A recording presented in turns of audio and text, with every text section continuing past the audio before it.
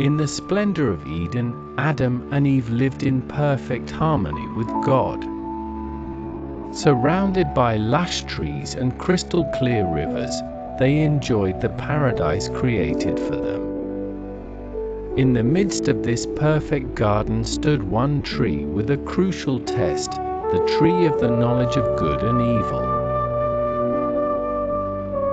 God had given them the freedom to enjoy everything in Eden, but with one clear command: they must not eat from this tree, for on the day they did, they would surely die. A simple instruction that would test their obedience and trust in their Creator. One day, the serpent, the craftiest of all creatures, approached Eve with cunning words. With a deceptive voice, it questioned what God had said.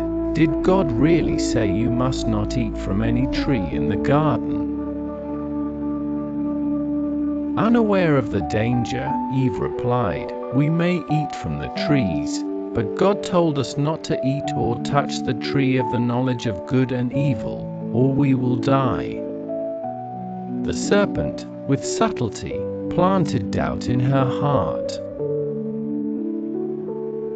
"You will not surely die," the serpent assured her. "God knows that when you eat it, your eyes will be opened, and you will be like Him, knowing good and evil." Its words awakened a hidden desire in Eve, the longing to be like God.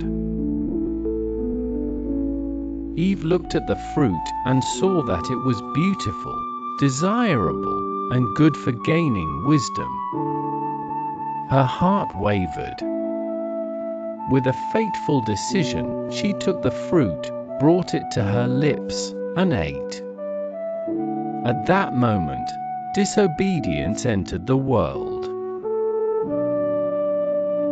Not stopping there, Eve gave the fruit to Adam.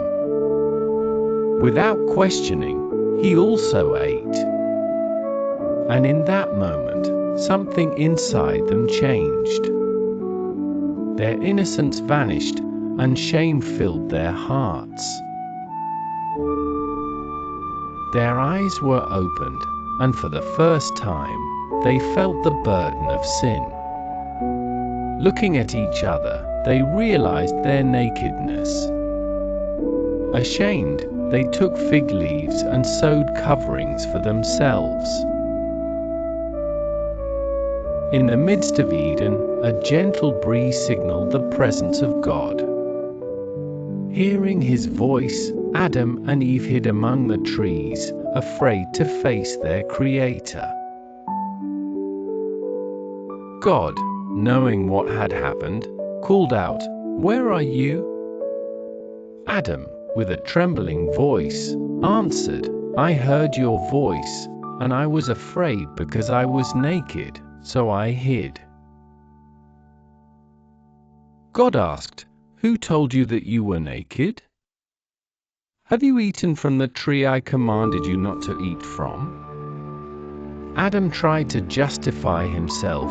"The woman you gave me the fruit, and I ate."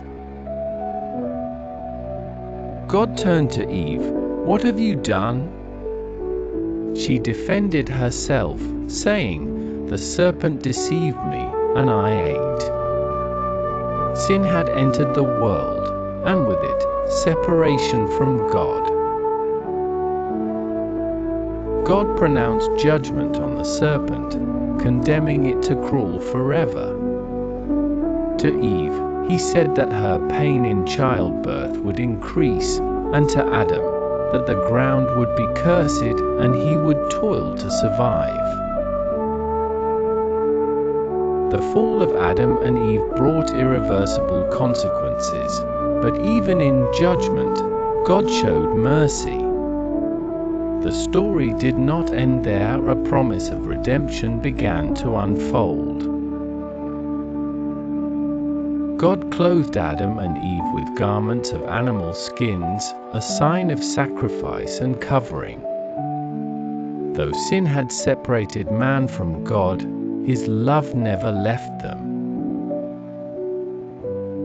The disobedience of Adam and Eve reminds us of human frailty but also of God's grace. The story of the fall is the beginning of a divine plan of salvation, culminating in Jesus Christ, who would restore the relationship with God.